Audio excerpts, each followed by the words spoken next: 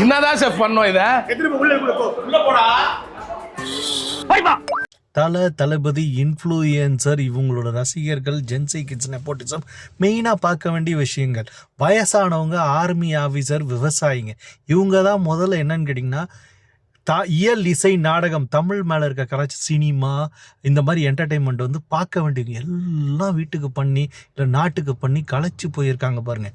இவங்களுக்கு தான் வந்து பார்க்குறதுக்கு எல்லா உரிமையாக இருக்குது.